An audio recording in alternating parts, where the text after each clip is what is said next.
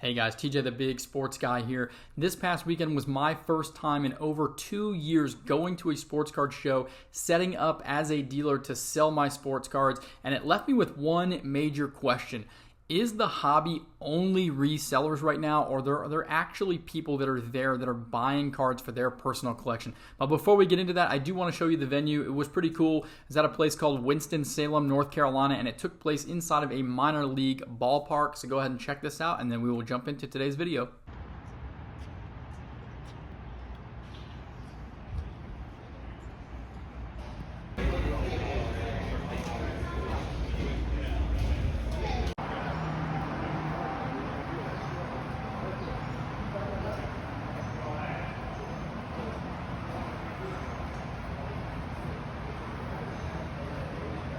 All right, so for those of you that are not aware how card shows work, or maybe you haven't been to a card show in a long time, I'm just going to kind of walk you through my day and let you know kind of the things that I'm looking at, the kinds of things that I'm thinking about when I go. So for starters, I paid $50 for my table fee to go ahead and set up for one day. So again, this one took place inside of a ballpark. A lot of times they're like at expo centers or convention centers or hotels or whatever, but this one happened to be a cooler venue, so I chose this one to do as kind of my first one back in a couple of years. I've done one also with another guy that does them here in Charlotte at the Charlotte Knights Stadium. This one was a little bit different, so I went and traveled to this one as well.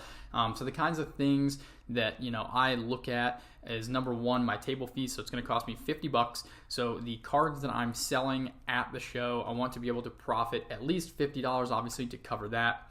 I did fill up the gas tank on the way back. I had enough gas to get there, but that was about $50 to fill up the tank for the way back as well. So now I'm in this already for about $100 starting out the day. Let's say $50 for gas, $50 for the table. So I do want to sell things that will help me make back that kind of money right off of the bat. But the other things too is that I like to get in there nice and early. The show started at 9 o'clock, so I arrived about 8:15. Went inside, kind of found my table, talked to the show promoters for a second, kind of got situated for the day. But before I brought out the showcase and got everything filled up, I did want to do a lap around just to kind of check out what other people had set up, see if there was anything that I could pick up early. You will see in the video, if you look at my setup of the table there, I only bought 2 cards first thing in the morning. There was a Justin Fields blue field level card from 2020. It was a rookie that's on the table there. You'll see it in the video. And then also a Trevor Lawrence Pandora numbered to 30. So made a couple of cheap early kind of pickups for the day, and then kind of got situated. All right, so another main component of this is making sure that you track absolutely everything that you do. So you track all of your expenses, what you paid for cards while you were there, what you paid for the table fee, what you pay in gas money, etc. And I've been tracking all of that since I've kind of gotten back into the hobby over the last couple of months here. And so just to give you some insight here, I did sell several cards, cards that were valued like over $100, or a couple of cards that were maybe grouped together that sold for over $100. I had about 7 or 8 of those throughout the first like 4 or 5 hours of the show.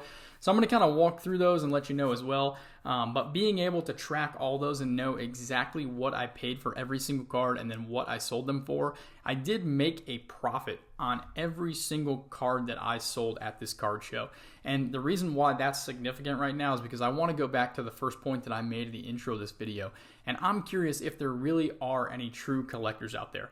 I'm going to kind of walk you through what I sold for the day and talk about who I sold them to and kind of what I saw at this show. This is not necessarily indicative of the entire market or of these show promoters or this area at all. This is just kind of what I saw for this day. There were probably 2 cards that I sold there that I'm curious if maybe they went to an actual collector. One, I'm pretty sure, was a Ken Griffey Jr. auto. Had a great conversation with the guy for quite a while. He walked around the whole show, was looking for a Griffey auto to buy. I can't remember. It was either for him or his dad's collection. But I do believe that this guy was actually a collector, was kind of looking for the best value he could find for all the Griffey autos that were there. He did end up buying one for me, so thank you for the deal. But just wanted to talk through kind of the rest of the purchases that took place here. All right, so beyond that sale of a Ken Griffey Jr. auto, we had sold a 1/1 Garrett Cole in a PSA 10. It was an optic gold vinyl. I sold a Jalen Hurts auto for about $220. I sold a Jackson Smith Najigba auto with a Jared Goff gold optic numbered to 10. It was like a PSA 9. I also sold a Vlad auto and a Deebo Samuel auto together, and then I sold a 1/1 Seiya Suzuki. So my experience at the show, and I was set up, so the show started at 9 o'clock. By about 1:30 or 2 o'clock, the show felt like it was kind of starting to die out a little bit, so I decided to pack up my table and leave. So I did not stay all the way until the end because the show did go until 4 o'clock. But I was okay with that. I kind of achieved my goal there, which was to sell some cards, which I did, and I got out of there. But let me get back to these sales that I made. Aside from the one sale of the Ken Griffey Jr. auto, I'm almost certain, because I've dealt with a lot of these people in the past, that every single other card that I sold went to someone who was trying to resell the card. So while I did find a good deal on these cards and I did make money, these people are buying it with the thought that they're going to be able to flip it and make a little bit of money as well. And that can only happen so many times before the end of the line. Somebody is going to be the end collector of this card, or someone is going to be a reseller flipper who is going to take a loss. So it really just kind of made me think, like, how many times are these same cards going to exchange hands before someone really does take a loss? Like, let's say that I find a card and I buy it for $50, and then I sell it to someone at one of these shows for $60, and they think it's a good deal, and they see like what the raw comps are, and they think that, you know, mine's graded and maybe it's a 9, it's not a 10, so they think they can get a small bump on the raw value. And let's say that the raw value is selling for $50. So I sell it to them for 60. They think that they can get, 75 out of it. So I bought it for 50. I sold it for a $10 profit, which would be 20% on a $50 card. And then they bought it for 60. Now they're going to sell it for 75. So they've made $15 on a $60 purchase, and now they made 25%. Now that person that purchased it at the end for $75, are they going to be able to make money? Are they actually a collector on it? If they're like one of the bigger guys who just buys a ton of cards because they move a lot of volume, whether it's on eBay or whatnot or any of these other platforms, maybe it only sells for 40 or 50 to someone. Now they've eaten the loss and it's changed hands again. So my experience at this specific card show was that 90% of the things that I sold went to people who were looking for some kind of a deal to be able to resell the things themselves, which, takes away from a little bit of the profit that I could make, because like I said, I still made money on these, but I could have made a little bit more had I found their end buyer, if that's really going to be a true collector. But I'm not really too concerned about that. The money part of it doesn't bother me. Like, the fact that I could have made an extra $10 or $15 per card is not a big deal. My question is, where are the collectors? Are they still out there? Are they buying right now, or are they kind of holding off? And the reason why I think that's important to understand or question is we're coming off of this all-time high in the hobby. And so smart money is probably on the sidelines, right? People saw what the prices were at. If they were true collectors and they were buying stuff, they were buying at the absolute wrong time, and a lot of their stuff has decreased in value. So I'm just curious, kind of what your guys' thoughts are, what you're seeing out there. That's what I saw from this one show. Again, doesn't mean it's indicative of the whole market or the country as a whole, but I'm just curious what you guys are seeing out there, and if everyone in the hobby right now is just a reseller, or if we actually still have some hobby enthusiasts out there that are buying up cards. It really does show you the way that the hobby has changed over the last several years too, because when I first started setting up at shows and doing shows kind of regularly, it was 2020, 2021.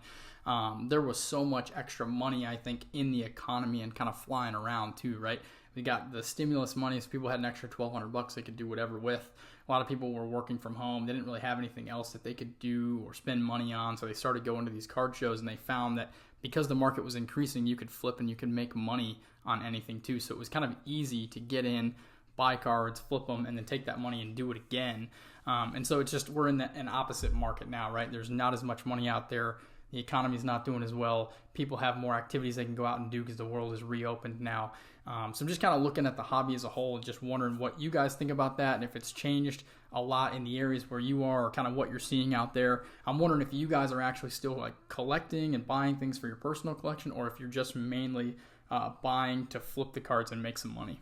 If you guys haven't had a chance to do this already, please like this video, drop a comment below, and subscribe to the channel for more content like this. We'll have a new video coming out next week as well. I also did start a direct-to-consumer sports card website, so if you guys are interested in buying any cheap cards for your personal collections, we have cards on there anywhere from $1 and up. That's called yoursportscards.com. Trying to get as much inventory as possible to load that thing up for you guys. So if you are selling anything, or maybe just wanting to get out of the hobby or take a break or just sell off things that you don't want, please get a hold of me. If you go to yoursportscards.com, there is a contact us section. go ahead and put in the information, send me any pictures or anything, and I'll go ahead and get back to you. Maybe we can make a deal. But other than that, I will catch you next time.